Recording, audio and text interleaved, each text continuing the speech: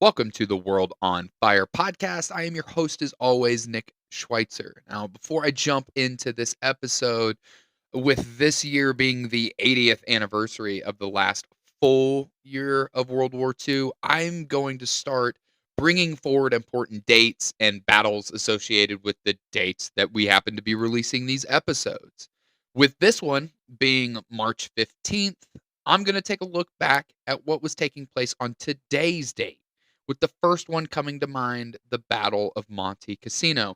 Now, this is, as an American, that this battle tends to get brought up rather frequently, and it unfortunately is something that even myself, I don't have all the information on, and I need to do more research on it. But on this day 80 years ago, the Allied forces were making a push to capture the monastery by unleashing an unreal amount of bombs and artillery shells on the German and Italian forces holding the line. Now, almost 1,000 tons of bombs and nearly 200,000 artillery shells would hammer the monastery. Even with a bombardment that most would believe should have killed everyone, it most certainly did not. And the Germans and the Italians were able to beat back the British and Commonwealth troops, successfully defending the monastery.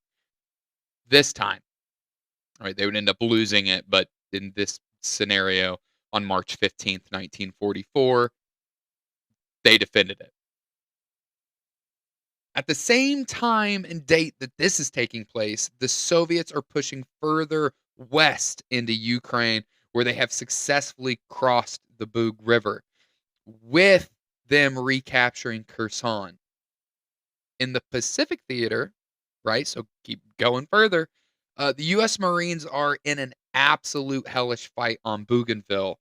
And on the 15th of March, the Imperial Japanese forces are mounting a massive offensive with the goal of breaking the American lines at the beachhead, ultimately forcing them to go into a retreat or surrendering.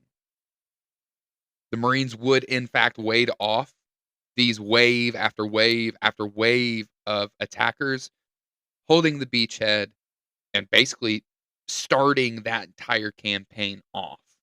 This is a bloody time across the entire globe, 80 years ago today. So make sure you're thinking about that, as you know, especially as this year progresses and the things that we talk about.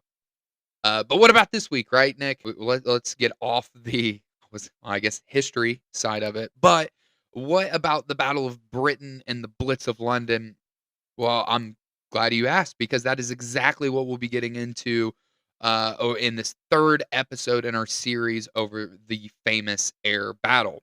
But what will be unique about this episode is we're going to take a step away from the quote unquote guts and the glory of those who climbed in the cockpits of the RAF Hurricanes and Spitfires. And we're actually going to be looking at who was below them, who was on the ground, not in uniform, and simply just trying to live their life with one goal in mind: survive.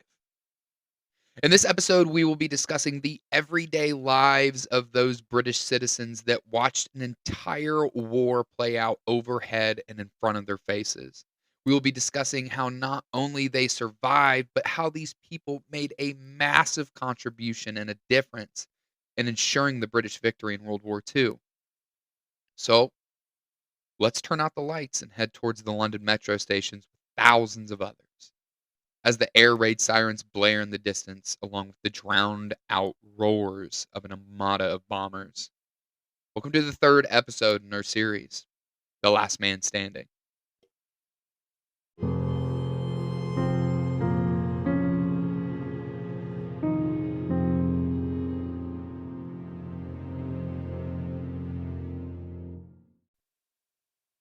Now, for most of us, and by us, I mean Americans, as that's the largest demographic within our audience, we tend to hear or talk about those on the home front during World War II, and it usually sounds something like this, right? Well, Grandma Rosie went and worked at Allison Transmission. That's local to me. Right? I'm from the Indianapolis area.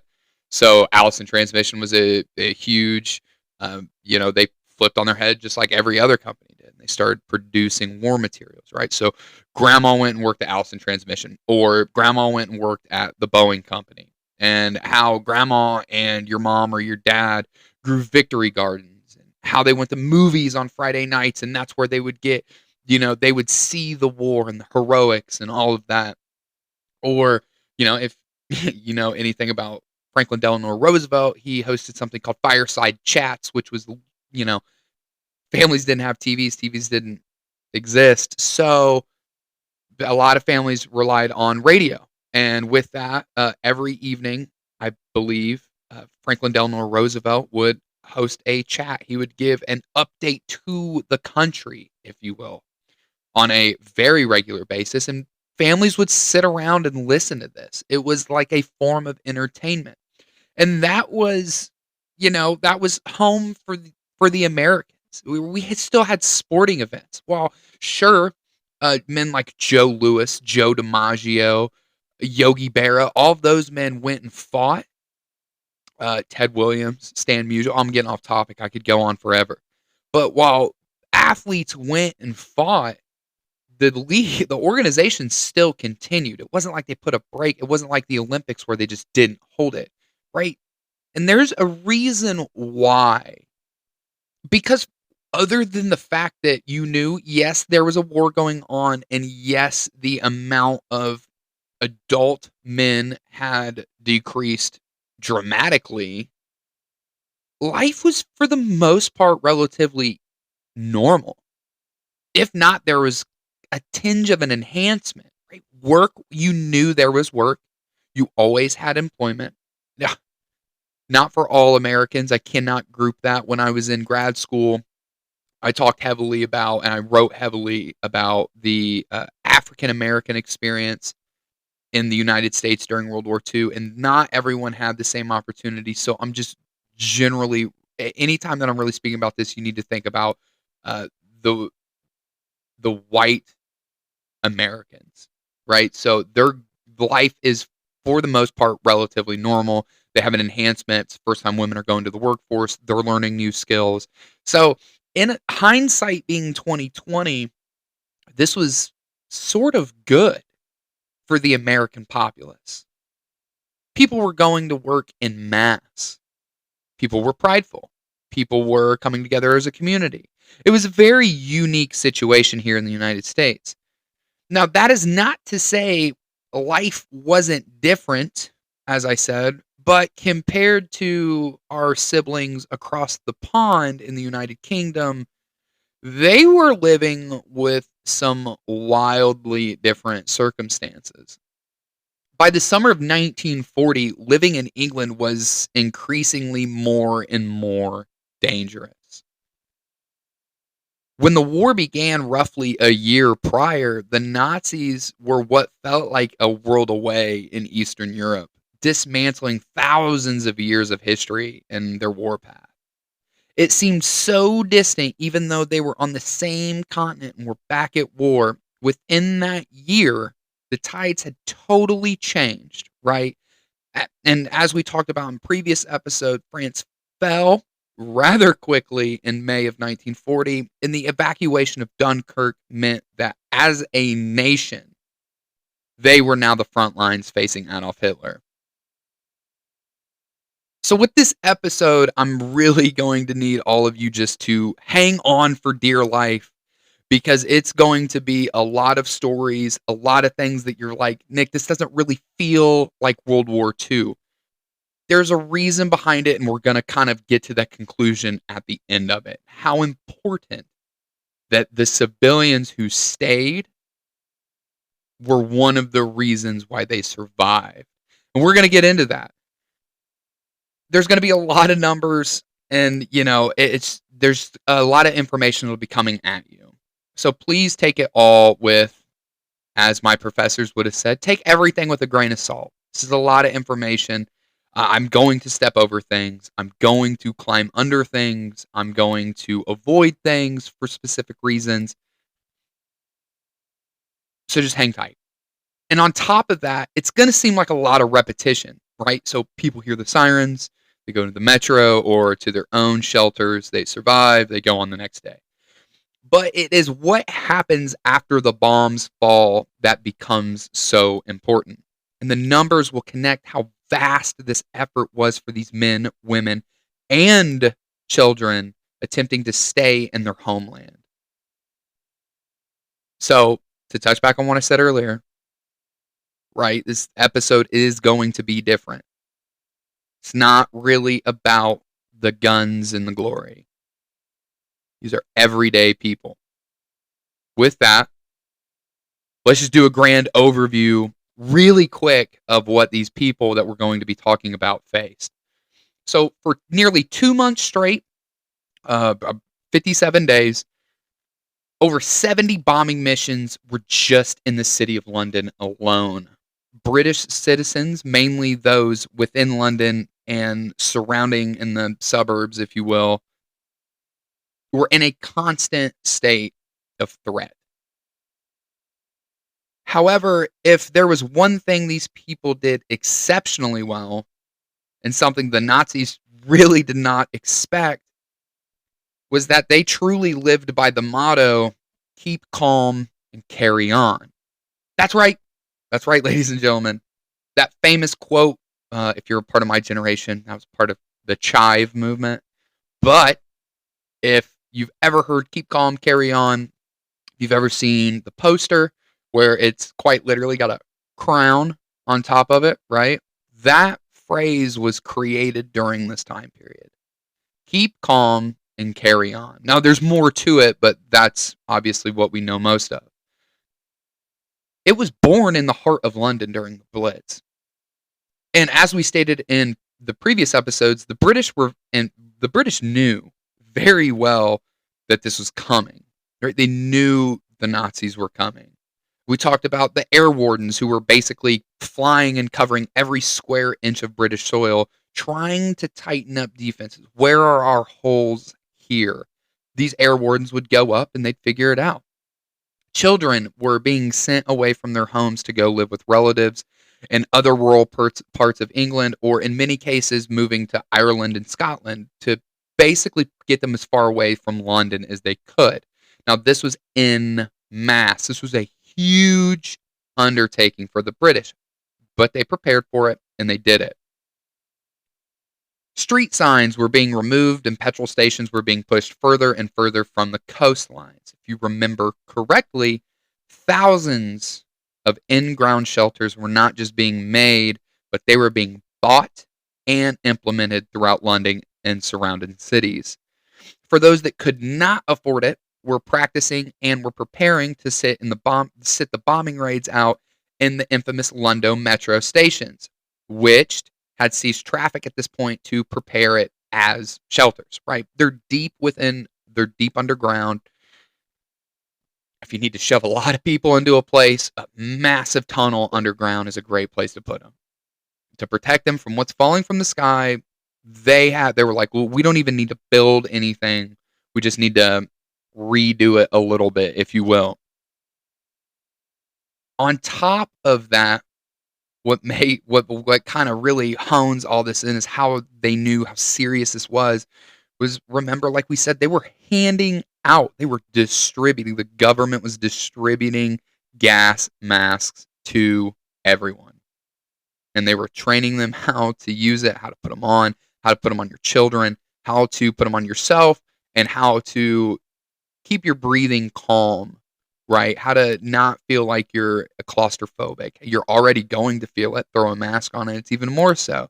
Anybody who's ever worn a gas mask can tell you that it's not necessarily the best. It's very closed off, and those are modern. So you can only imagine what some of the earlier models of gas masks would be like. So the British knew this was happening, and they were getting their people prepared because they knew that this wasn't going to be like, oh, hey, this is coming. Get ready for it. They had to emotionally, spiritually, and morally get these people ready. But all of this raises a question. Why? Right? Why in the world would anyone stay during any of this? They were so certain the Germans would come for them. then as a civilian, as a non-combatant, why would you stay? And this is a unique part about war. And in the context of World War II, it being the single largest example we have to look at, right? Why did the Soviets choose to stay when the Germans arrived? When Operation Barbarossa started happening, why did some of the Soviets between Moscow and, let's say, Ukraine, why didn't they leave? Right? Some did, definitely, right? Why did some people stay in Stalingrad when there was a mass evacuation? What about Okinawa or even places like Norway or even Poland? Why didn't they leave the second they felt there was a threat? And defiance is quite the powerful weapon. For the British, and quite frankly, for all of the examples I just gave, these are not just their homelands, but it is literally their homes. It's important to understand that as we go through all of this, to understand that human beings by nature are stubborn and are incredibly prideful in the things that they have worked to own and or build. In the case of the Battle of Britain and the Blitz, these people were simply not going to just leave and hope for the best. They were going to ensure that they made it through it. John Gint was 8 years old when the Blitz began. Growing up in a working class family in London, his parents were always incredibly prideful of the life that they had built for their children. However, due to the intense bombing campaigns against London, it had made his parents a tad more fearful of not just their lives, but the lives of their children. In his memoir, John talks about how he went from playing pickup football games and running around the neighborhood with his friends to his family sitting around at night by candlelight, quietly knitting away blankets for British troops. Unable to afford an Anderson shelter, which is the personal in-ground shelters, right? That's why the metro station was so important. The family began looking at other options as every night the bombs seemed to inch closer and closer to their home. Believe it or not, John's grandparents lived in an even more dire situation in the southern suburb of Peckham. In a true freak chance, during the only weekend of the Blitz that his grandparents had came to visit them, a bombing raid would take place that night and destroy his grandparents' home. Even though their lives were in fact spared, he now had firsthand insight on the gravity of the situation. John would go on to talk about how late at night he could see the deep-seated glow from the horizon, not knowing at the time, but he was looking at the reflection of the naval yards burning across the city. One memory that he shared that sticks out most to me is of what the children experienced. He talks about how a fellow schoolmate whose home was hit during one of the raids, and while his classmate would survive, he would lose both of his parents and all of his siblings, forcing him to be orphaned and to go live with other members of their family. And there were thousands of children that went through situations exactly like this. And for some of the older children living in the city, their survival was much different, right? John was 8, right? That's a young child that can't really do anything. And remember how I said that there was a mass push to get children out of the city, right? It did happen, but what also happened was youthful resilience.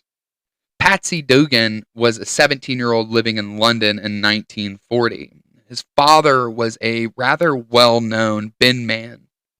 That's a trash man for us here in the United States, and he was so well-liked and well-known in the city. Right? This is someone who's around, he knows people in the community. So Patsy grew up in that environment. He grew up knowing people. He grew up being involved in the community. He grew up people saying hi to his dad when they would go out in the town. People knew Patsy as well. So Patsy had a love for the community in which he grew up in. When he was sent away, he immediately began kind of thinking about ways to get back, no matter if there was a threat or not. He would be one of thousands who would return to London before and during the Blitz. Upon his return to the city, what he found was a dramatically different city than what he had left. Right? So you see, Patsy was the foundation of bravery throughout the city. He didn't just come up with an idea of how to help, but he formulated and created an organization of children throughout the city. Now, it is what these kids did that's amazing. They became known as the Dead End Kids. And during the bombing raids, these children, I'm going to specify that as much as I can, these children would quite literally spawn from their shelters in which they were hiding with axes, hoses, everything they could find to fight fires and find people. Patsy tells a story in his memoir of two of his closest friends who were killed during this time. He states that after a raid, the group immediately ran towards a building set ablaze by the German bombs. As they rushed to put the fire out and to dig for survivors, the air raid sirens began once again. The three boys gave a look at each other, knowing they couldn't leave whoever was in their home to die. Before they could realize how close the bombs were, a detonation turned their world black. Patsy would wake up moments later, badly burnt and in severe pain. As he looked around, he noticed that there was nobody left. He was all alone. Ronnie Ayers and Bert Eden were instantly killed in the blast. Neither one of those boys were over the age of 18. Patsy and the Dead End Kids would go on to do unthinkable heroics, with many of them losing their life along the way. Patsy, in one instance, had gotten word that a major bomb shelter had completely been enclosed due to a detonation, trapping hundreds of people inside. Instead of waiting, again the Dead End Kids went to where they were needed, freeing the 230 people trapped. Not only that, as the bombs continued to explode and fall all around them, they led the 230 through the city and into a massive metro station. Every single person would live through that moment. Now we're going to kind of take a detour here. We're going to take a step back and we're going to talk about the shelters, because this seems like a big fat no-brainer. Why would you not just go into the shelter and stay there? Ride the Blitz out seems like a great option, right?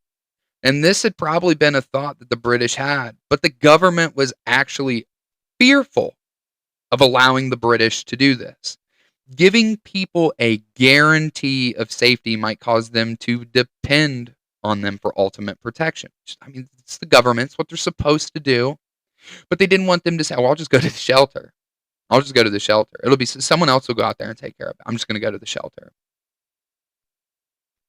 Not my war, not my problem, right? I'll just hide it out and wait.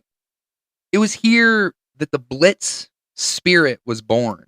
The Blitz spirit was characteristics of heroism and personal responsibility, unity, cheerfulness, and other high positivity characteristics, if you will. This was Britain's propaganda movement to more or less keep morale within Britain.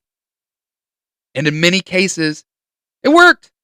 For those of you that do not believe me in this propaganda push, please go watch a small documentary film that was created in response to the Blitz, literally called London Can Take It. Okay? They're amping their people up. They're letting them know. We can take it. You can fight it. You're British. And they did. Mary Fleming and Eileen Turner were two young nurses from Ireland that had traveled to London in order to keep with the war effort. Knowing men would be coming back from Britain, they knew that there would be a need for as many nurses as possible and be ready to help. Prior to the Blitz, the two nurses would be assigned to the Lewisham Hospital to work directly with tuberculosis patients in a clinic in London. As the bombing raids became more and more intense, the hospital made the decision to evacuate their staff members, leaving the patients behind, protected to the best of their abilities. But for these two young women, that wasn't going to work. It didn't feel right. In the shelter, they watched patiently, praying the hospital would be spared. When in a pure moment of fear, the building exploded into a ball of fire. It was a direct hit. Mary and Eileen immediately left the shelter and took off for their patients in the smoldering building, bombs removing the ground from under them with every single shockwave. With no doors and no openings available to the women, they broke the only window they could find and climbed into an absolute, pure, hellish situation. 17 patients would survive and be trapped under a mountain of rubble. These two women worked fiercely to get them to safety. As they were pulling the 17th and final patient out of the window, the floor of the hospital would collapse. They would all survive. Mary and Eileen would both survive the war and be awarded the George Cross. You don't know what that is? It's basically the highest award for bravery and valor for a civilian. So they were, because of their actions during this moment, they would be awarded the George Cross. And when they were asked why in the world would they leave the safety of their shelter and go save others, the only thing that they responded with was, "It was our job." During a fierce raid on the 18th of November 1940, the Queen's Hospital was hit by incendiary bombs. Leslie Raymond Phillips, a 26-year-old assistant in the hospital's biochemical laboratory, was on a firefighting mission, right? He saw these explosions, he saw the fire, and was dealing with the fire that would ensue from these bombs. As he's dealing with one of the explosions, he watches another bomb hit the roof of the medical block. Now, the medical block is where basically the main hospital is. And Phillips climbed the roof with two firemen and then descended the sloping roof on his own, using buckets of sand that were passed to him by the firemen. He would relentlessly throw it onto the fire. Eventually, he would put it out. He then would use a stirrup pump to dampen down the roof timbers to stop the fire from spreading. These are everyday people. This is a guy that works in a laboratory. He is a scientist. He is in medicine. And he is ditching all of that to go fight fires, to go save people, and to go protect people. And if we're talking about hospitals and people in danger, one thought that comes to my mind, right, is what about the ones that humanity has kind of casted away? What about criminals and those who have been sentenced to prison, right? You rarely hear about prisons. Well, what about them? And in September of 1940, the Victorian prison known as the Walton Gaol is nestled away in Liverpool, and it would take a direct hit from one of these raids. And instead of leaving the men behind, the police officers and prison wardens would leave their own shelters, grab hammers, grab chisels, grab whatever they could, and they would begin breaking down the walls of their own prison in order to free the prisoners that were now trapped inside. They're casting away the fact that these were potential murderers, or that these were people who were harmful to society. In that moment, these police officers and these wardens realized that there were other human beings, there were other British civilians trapped. Once again, in the face of absolute danger, the British went to the aid of others no matter what the situation was or what they had done in the past. So, before I bring up the next story that I have written down here, I'd like to mention that I think everyone likes, if not loves, firefighters. Right? I grew up as an American. I grew up in the shadow of the events of 9/11, and on top of that, my very own brother is a career firefighter, and in my opinion, he's a damn good one. These are pinnacle members of society, right? They're in our communities. They're leaders. They're people our kids look forwards to. Yeah, they're a big deal in our communities. And during the Blitz, they were one of the biggest forces that came running in the middle of the night to stop the spread of destruction. In preparation for the Blitz, the National Fire Service, that's what I'm going to call, they would later be known as the National Fire Service. I'm just going to go ahead and call them that. The National Fire Service began their largest recruiting drive in history, asking for 28,000 auxiliary firefighters and 2,500 volunteer firefighting officers. What's beautiful about this situation, they opened it up to everybody, man and woman, and 70,000 women would raise their hand to join the National Fire Service. Now, these were everyday people that held other jobs. They had families of their own, and they came from every single walk of life. These firefighters were seriously given a minimum as well, right? So, looking at what they were issued, they were given one uniform, a singular uniform that consisted of a steel helmet, rubber boots, trousers, and a set of waterproof leggings. Right? They were looking for 28,000, 70,000 women volunteered. Right? So it was a little over cumbersome for them, and they would actually run out of these simple uniforms that they had pieced together and were ultimately giving out post office uniforms to these firefighters running into burning buildings in the middle of the night during some of the most intense and fierce bombing of the war. And this is what brings another question.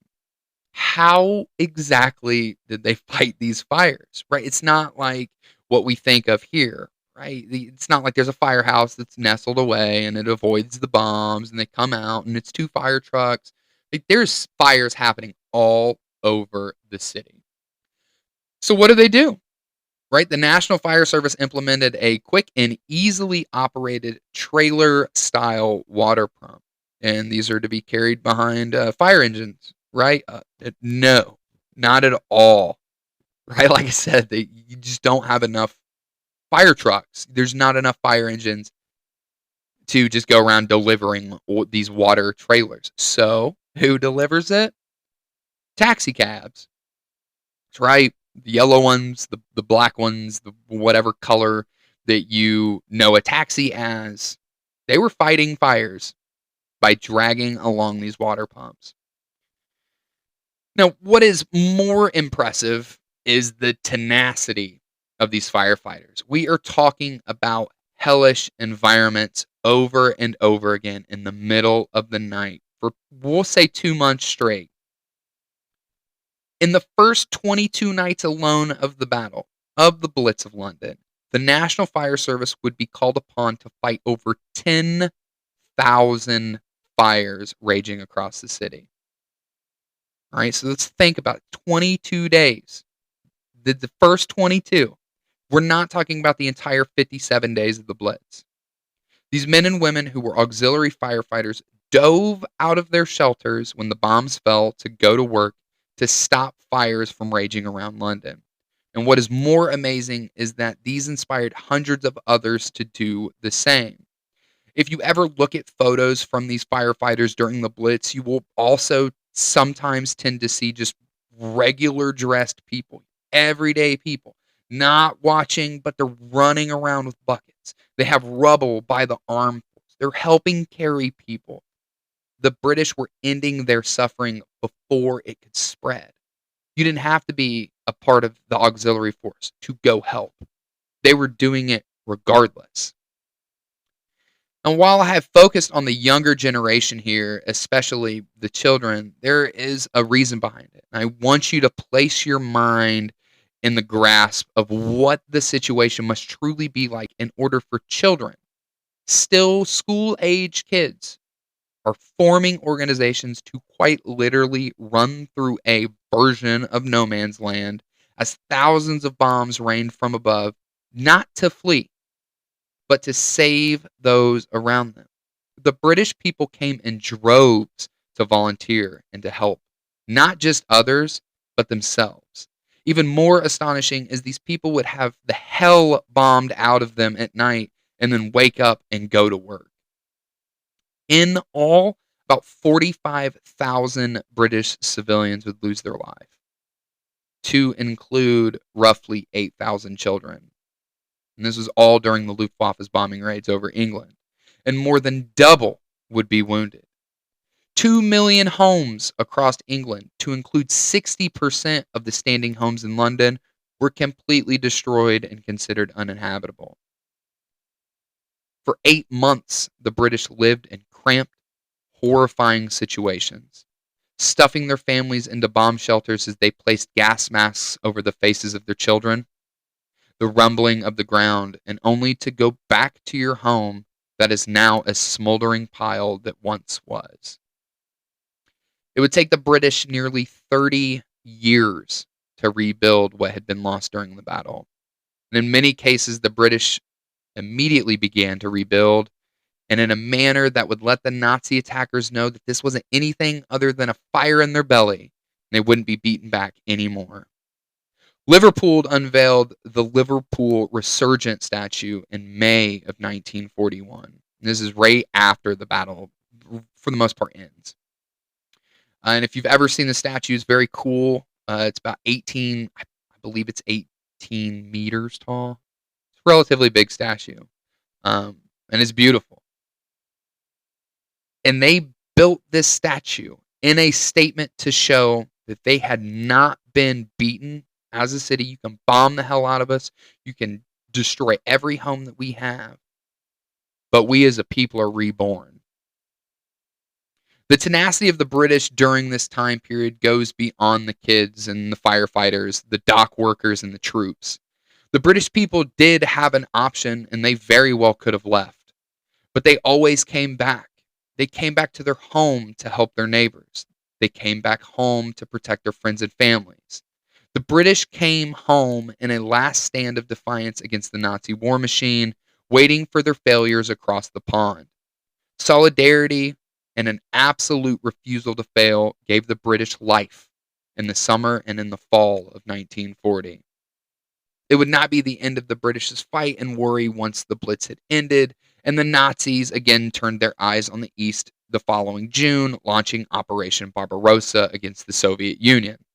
The British would still be bombed and targeted. However, within the next 2 years, the Allies as a whole would utilize England to be a staging ground for the liberation of Europe.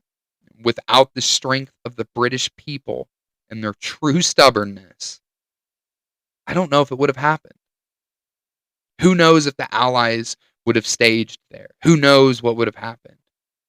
But that tenacity and that stubbornness, the British survived and they thrived from it. Thank you all so much for coming back week after week. I know I missed a lot here. There's a lot more stories to untell. I know I said I was going to go into a bunch of numbers. I kind of didn't.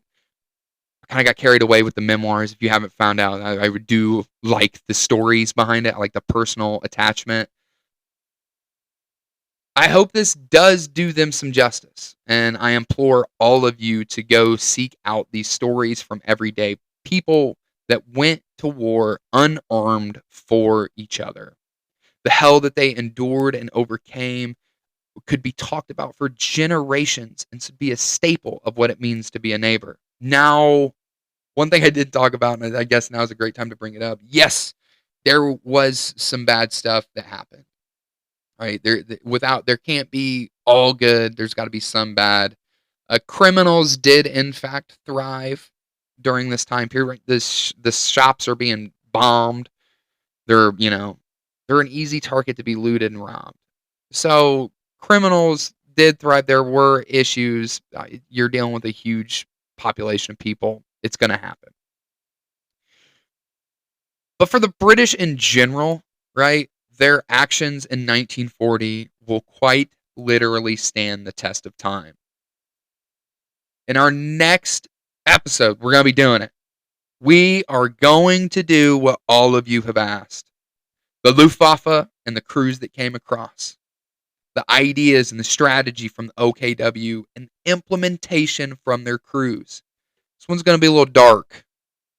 Just some of the basic research I've done is going to get a little dark. And it's going to get really deep. Anyways, of course, thank you guys so much. Make sure you leave us a rating and review wherever you listen to this podcast. Give feedback, help me, and help this show get better. Jump on the socials and follow us. Shoot me a message. Tell me what you want me to hear. I do all of our social media. So if you respond Or if I respond, it's actually me. It's not just someone else. I look forward to our next episode as well. And for all of you that have a little bit of Irish blood in them, like myself, or for those that just like the holiday, ensure you're all having a fantastic and a safe St. Patrick's Day weekend. And I'm going to see you all in 2 weeks.